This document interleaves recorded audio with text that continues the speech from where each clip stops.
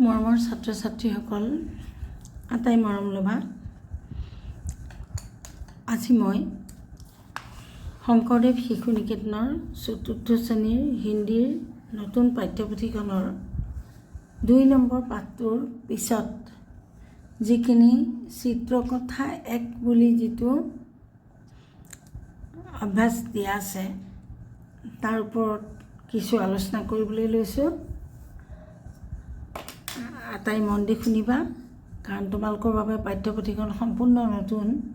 সেয়ে এই পাঠ্যপুথিখনৰ প্ৰত্যেকটো বস্তু তোমালোকৰ বাবে নতুন হ'ব। ইয়াক কেনেকৈ কৰিব লাগে তাৰো মই উপায় তোমালোকক দিম। সেই আটাই মন দি শুনিবা। পাঠ্যপুথিখন মোৰ হাতত পৰা নাছিল বাবে এই বস্তুটো থাকি গৈছিল দিবলৈ। যেতিয়া মোক দুই এজন গাৰ্জেনে অভিভাৱকে মোক ফোনযোগে জনালে যে পাঠ্যপুথিখনত কিছু অংশ এনেধৰণৰ আছে, তেওঁলোকে মোক এই কথাটো সোঁৱৰাই দিয়াৰ কাৰণে মই বহুত কষ্ট কৰি পাঠ্যপুথিখন সংগ্ৰহ কৰি আনিলোঁ। আৰু এতিয়া মই আজি এই থাকি যোৱা পৃষ্ঠা নম্বৰ ৯ তোমালোকে উলিয়াই লোৱা আৰু চাই যোৱা, কাৰণ এইটো চিত্ৰৰ লগত জড়িত। চিত্ৰখন চাব লাগিব, গতিকে কামটো কৰি যাওঁতে চিত্ৰখন চাই যাব লাগিব। সেইবাবে আহাচোন এতিয়া চিত্ৰকথা ১ প্ৰথম প্ৰশ্নটো দিছে अभ्यासत। आइए चित्रों को देखकर बताइए चित्रों में क्या क्या है। ছবিখন চাওঁ আৰু ছবিখনত কি কি আছে তোমালোকে জনোৱা বা লিখি দেখুওৱা। এতিয়া ১ নম্বৰ কটোত আছে ওপৰৰ চিত্ৰখন এইখন। এই চিত্ৰখনত আমি বহুত কিবা কিবি দেখিছোঁ যিবোৰ আমি হিন্দীত লিখিব লাগিব। আমি তিৰোতা মানুহ দেখিছোঁ, মতা মানুহ দেখিছোঁ, ছাগলী দেখিছোঁ, গৰু দেখিছোঁ, পাহাৰ দেখিছোঁ, গছ গছনি দেখিছোঁ, এয়া বাঘ দেখিছোঁ, হৰিণ দেখিছোঁ, এনেকৈ জংঘল দেখিছোঁ। গতিকে এই গোটেইবোৰ কথা আমি লিখিব লাগিব। এয়া তলত বগলা দেখিছোঁ, বগলী। এতিয়া আহাচোন আমি কেনেকৈ লিখিম চাওঁ। চিত্ৰ মে কুছ জানোৱাৰ হে। হিৰণ, বাঘ, গাই, কুত্তা। হিৰণ হৈছে এয়া, বাঘ হৈছে এয়া, গাই এয়া, কুত্তা কুকুৰ এইটো। তাৰপিছত ইন সবকে এলাৱা, এইবিলাকৰ উপৰিও यहाँ বগুলা, আদমি, औरत, झोपड़ी, नदी, पेड़ पौधे, जंगल, पहाड़ इत्यादि है।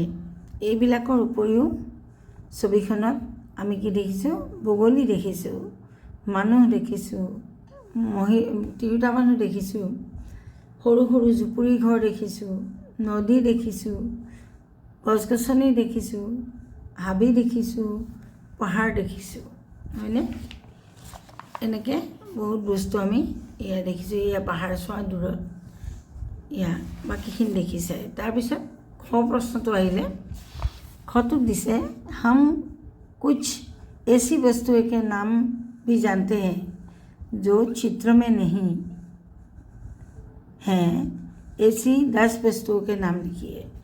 আমি আৰু কিছুমান বস্তুৰ নাম জানো যিবোৰ ছবিখনত নাই কিন্তু আমি জানো। তেনেকুৱা 10টা বস্তুৰ নাম লিখিবলৈ কৈছে। এতিয়া আমি সেইকেইটা লিখিম। জাহাজ, নাও, হাৱাই জাহাজ। হাৱাই জাহাজ মানে এৰোপ্লেন। সড়ক, ৰাস্তা, বাজাৰ, বজাৰ, সমাচাৰ পত্ৰ, নিউজ পেপাৰ, কিতাপটো জানাই, পেঞ্চিল, বটল, পানী বটল যে তোমালোকে নিয়া। তাৰপিছত দ্বিতীয় প্ৰশ্নটোলৈ আহাম। চিত্ৰ মে বাঘ হিৰণ কে পিছে হে। ছবিখনত বাঘ এয়া চোৱাচোন, বাঘটো এইটো আৰু হৰিণকেইটাৰ পিছফালে আছে। इसके बाद क्या क्या हो सकता है। सरल हिंदी में लिखिए। তুমি ইয়াৰ পিছত কি হ'ব সেইটো সহজ হিন্দীত লিখিবলৈ কৈছে। चित्र में हिरन के पीछे बाघ है, इसके बाद हिरन पर बाघ हमला करेगा। হৰিণা দেখি বাঘ ৰৈ নাথাকে, বাঘে কি কৰিব, হৰিণাৰ ওপৰত আক্ৰমণ কৰিব। এক দো हिरणों को मार डालेंगे, তাৰে দুই এটা হিৰণ ই মাৰিব। बाकी हिरने जान बचाने के लिए भाग जाएंगे, আৰু এই দুটাক ধৰা দেখি বাকী হৰিণবিলাক দৌৰি পলাব। ইয়াৰ পিছৰ প্ৰশ্নটো হ'ল 3 নম্বৰ। আইয়ে ইনহে পেহচানে। এইকেইটা ছবিকেইটা চাই পেলাই আমি চিনি পাব লাগে, বস্তুকেইটা চিনাক্তকৰণ কৰিব লাগে। প্ৰথমটো হৈছে সাপ। এই আছে সাপ, এইটো সাপ স্পেলিং দেই।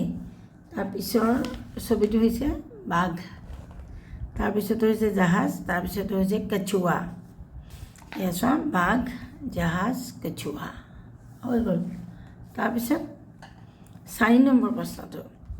4 নম্বৰ প্ৰশ্নটো ইয়াত আকৌ ছবি দিছে। এইটো হাতী এটা দিছে, কাঠ এডোখৰ দাঙি লৈ আহিছে, হয়নে? সেই কথাটো তুমি হিন্দীত ক'ব লাগে। কোন क्या कर रहा है, কোনে কি কৰি আছে। হাতী লকড়ি উঠা रहा है, হাতীয়ে কাঠ দাঙিছে। बंदर 2 নম্বৰটো চাওঁ, बंदर केला खा रहा है, बंदर केला खा रहा है। এইটো হ দেই, এইটো লাগি গ'ল লিখোঁতে, হটো এনেকুৱা হ'ব। এইখিনি হটো লাগি নাযায়, মই খৰখেদাকৈ লিখোঁতে মোৰ এইখিনিতে হটো লাগি গ'ল, লাগিব নালাগিছিল দেই। তাৰপিছত হিৰণটোৱে কি কৰিছে চোৱা। হৰিণাটোৱে একো কৰা নাই, সি খাৰা হৈ আছে, নহয় জানো? তো আমি লিখিম হিৰণ জংগল মে খৰা হে। তাৰপিছত এই ছাগলী এটা এইটো খাল এটা পাৰ হৈছে, দেখিছেনে? কাঠ এডালৰ ওপৰেদি। গতিকে এইটো আমি লিখিম বকৰি পুল পাৰ কৰ ৰহি হে, বা এনেকৈ লিখিব পাৰা বকৰি। এই বস্তুটো আকৌ এনেকৈও লিখিব পাৰা তোমালোকে, বকৰি पुल के उस पार जा रही है, পুলটোৰ ইটো পাৰে গৈ আছে, যা ৰহি হে, এনেকৈ লিখিব পাৰে। এইটো শুদ্ধ, এইটোও শুদ্ধ, তোমালোকে যিকোনো এটা লিখিলে হ'ল। তাৰপিছতে আহিলে এইটো হ'ল পাৰ চৰাই। এই পাৰ চৰাইটোৱে কি কৰিছে, এই দানা এটা এটাকৈ বুটলি খাই আছে, নহয় নে? কবুতৰ দানা চুগ ৰহি হে, এনেকৈ এটা এটাকৈ বুটলি খোৱাটো কি কয়, চুগ ৰহি হে। তাৰপিছতে এইটো হ'ল দুটা বলদ গৰু গাড়ীত আনিছে, ইয়াৰ চকা দেখিছানে? বেল গাড়ী খিচ ৰহে হে। ইয়াত দুটা বেল আছে, দুটা বলদ গৰু আছে, কিন্তু বলদ গৰু বা বেলৰ বহু বচন বেলেই হয়। এইটোলৈকে হৈ গ'ল দেই, এয়া মই লিখি দিলোঁ, তোমালোকে এইখিনি চাই ল'বা। তাৰপিছত আহিলে এই প্ৰশ্নটো, মুখ কে সাথ শৰীৰ কো মিলান কিজিয়ে। মুখৰ লগত শৰীৰটো, প্ৰথমতে জানুৱাৰটো চাই ল'ব দিছে। তাৰপিছত চোৱা, এইটো হ'ল বকৰি, হয়নে? এইটো হ'ল বকৰিৰ মুখ, ছাগলীৰ মুখ এখন, হয়নে? মিলিছেনে? গতিকে ইয়াৰ শৰীৰটো হ'ব এইটো কুৰ্তা, এইটো কুকুৰৰ মুখখন ইয়ালৈ আহিব। এই গাটো কুকুৰৰ, মুখখন কুকুৰৰ আঁকিব লাগিব। তাৰপিছত এইটো তুমি মুখকে সাথ শৰীৰ কা মিলান কিজিয়ে, এই মুখখন ইয়াত টানিব লাগিব, এতিয়া এনেকৈ টানিব লাগিব। তাৰপিছত এইটো দেখুৱাইছে বকৰিটো, নহয়, এইটো দেখুৱাইছে কুকুৰৰ মুখখন, কিন্তু আমাৰ হ'ব লাগে গাটো আকৌ ছাগলীটোৰ, হয়নে? এতিয়া ছাগলীটোৰ মুখখন ক'লৈ আহিব? এই ছাগলীটোৰ মুখখন ইয়ালৈ আহিব, ইয়াৰ শৰীৰটো ইয়াৰ। তাৰপিছত এইটো হ'ল হাতীৰ গা। হাতীৰ গা, মুখখন, হাতীৰ মুখখন ইয়ালৈ আহিব। তাৰপিছতে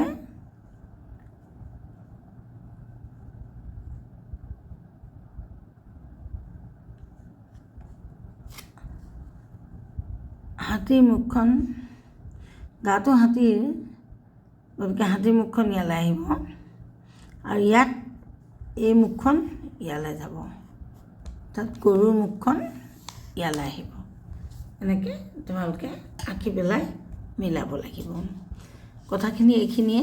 ইয়াৰ পিছত আমি পিছৰ পাঠটোলৈ যাম, পানিকা মহত্ব। এই পানিকা মহত্ব পাঠটো আমি ইয়াৰ পিছৰ ভিডিঅ'টোত কৰিম।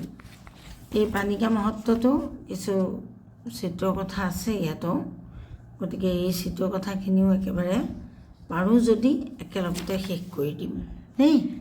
এৰিছোঁ ইমানতে, সকলোকে শুভৰাত্ৰি জনালোঁ। কাইলৈ ৰাতিপুৱাই এই ভিডিঅ'টো তোমালোকে চাবলৈ পাবা। ধন্যবাদ।